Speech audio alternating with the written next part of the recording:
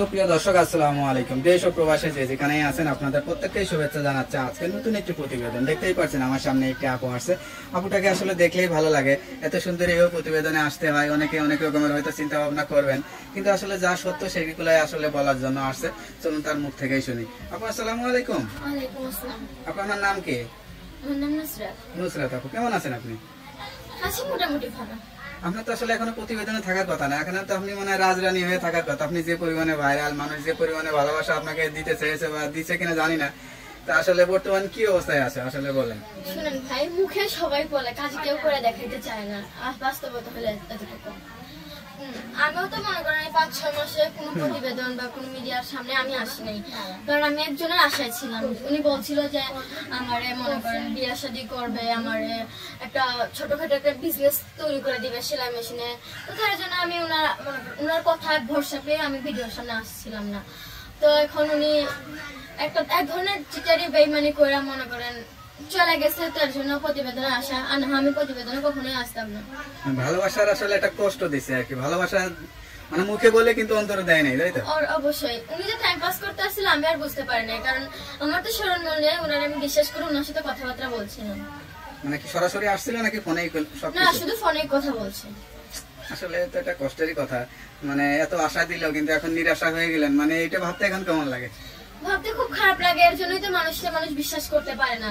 এই যে বলে মেয়েরা ধোকাবাজি করে, হ্যান করে, তেন করে, আসলে ওদের বানাই ছেলেরা। যেমন করে একবার ধোকা দিলে তো সে তো বোঝা গেল যে ছেলেরা শুধু ধোকা দেওয়ার জন্য সাথে থাকে। আপনার গ্রামের বাড়ি কোথায়? আমার গ্রামের বাড়ি জামালপুর। পরিবারে কে কে আছে? পরিবারে মা আছে, একটা ভাই আর একটা বোন আছে। বাবা নাই? না, বাবা নাই। বাবা তো অনেক আগে থেকে নেই। সংসারের খরচ টরচ এখন কিভাবে চলে?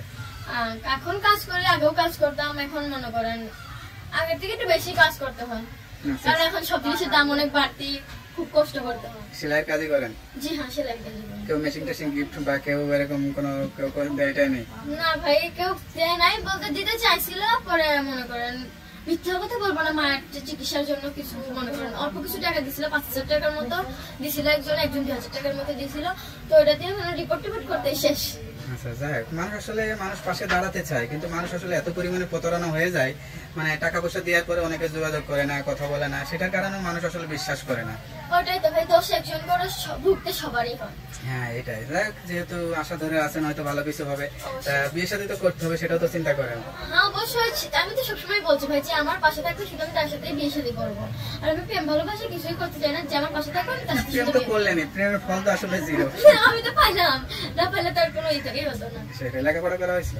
না, লেখাপড়া তেমন একটা করা নেই, ক্লাস 5 মাত্র 5 পর্যন্ত। আপনি কথাবার্তা যে সুন্দর, আপনার আসলে মানে যদি ভালো লেখাপড়া করতেন, নিজে ভালো কিছু করতে পারতেন, সেটা কি মনে হয় এখন?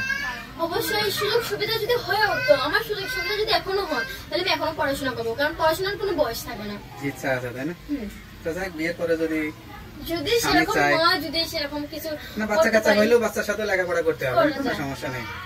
আচ্ছা আচ্ছা, তা কিরকম মানুষ হলে বিয়ে করলে ভালো হবে? মানুষ যেমনই হোক, শুধু যে একটু কেয়ারিং মনে করেন, যে একটু পাশে থাকবে, আমি সেরকম মানুষ চাই। তো আপনার সঙ্গে কিভাবে যোগাযোগ করবে? যে আমার ফোন নাম্বার আছে, ওটা ফোন দিলেই পাবে। নাম্বারটা একটু বলে দেন। আমি নাম্বার তো মুখস্থ না আমার। নাম্বারটা আমার কাছে দেন, আমি দেখে বলে দিই।